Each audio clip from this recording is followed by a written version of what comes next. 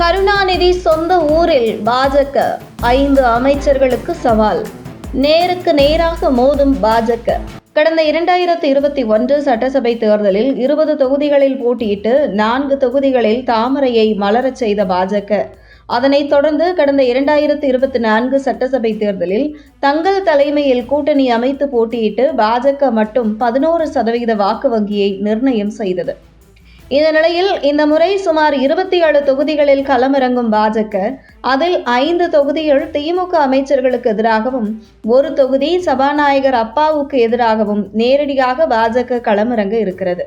குறிப்பாக திமுக அமைச்சர்கள் மற்றும் சபாநாயகர் அப்பாவு ஆகிய அசூர பலம் படைத்த 6 தொகுதியில் நேருக்கு நேராக பாஜக திமுகவை எதிர்கொள்ள இருக்கும் துணிச்சல் மற்ற கட்சிகளுக்கு ஆச்சரியத்தை ஏற்படுத்தியிருக்கிறது.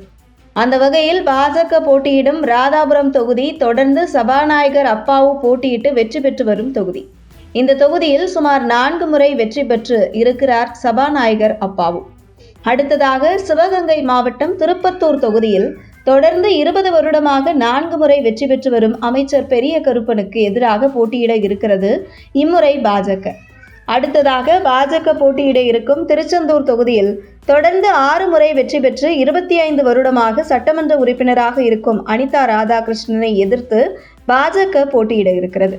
அடுத்ததாக பாஜக போட்டியிட இருக்கும் திருவண்ணாமலை தொகுதியில் சட்டமன்ற உறுப்பினராக இருக்கும் ஏவ வேலு தொடர்ந்து 3 முறை வெற்றி பெற்று 15 வருடமாக சட்டமன்ற உறுப்பினராக இருந்து வருகிறார்.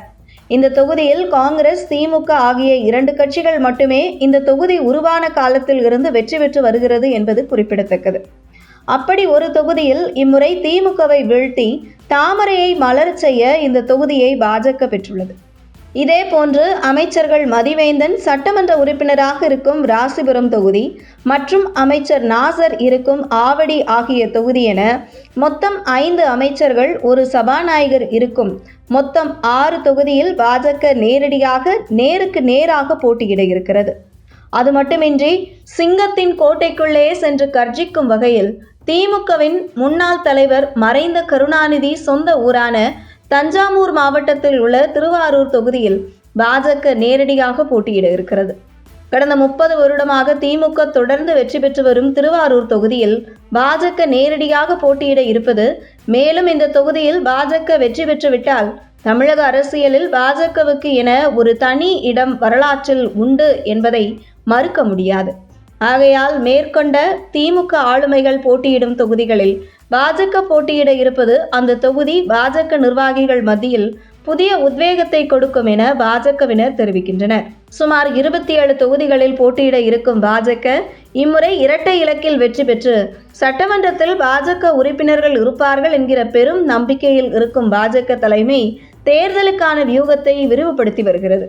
குறிப்பாக சாதாரண தொகுதியில் வெற்றி பெறுவதை விட ஒரு அமைச்சர் தொகுதியில் போட்டியிட்டு வெற்றி பெறும் பொழுது சுமை அந்த தொகுதியை சுற்றி உள்ள மற்ற தொகுதிகளிலும் இதன் தாக்கம் இருக்கும். ஆகையால் சவால் மிக்க தொகுதியில் பாஜக வெற்றி பெறும் பொழுதுதான் அசுர பலம் அடையும் என்கிற கணக்கில் 5 அமைச்சர்கள் தொகுதி, ஒரு சபாநாயகர் தொகுதி மற்றும் முன்னாள் முதல்வர் கருணாநிதியின் சொந்த தொகுதியான திருவாரூர் ஆகிய தொகுதியில் பாஜக போட்டியிட இருப்பதாக அரசியல் பார்வையாளர்கள் கருத்து தெரிவிக்கின்றனர்.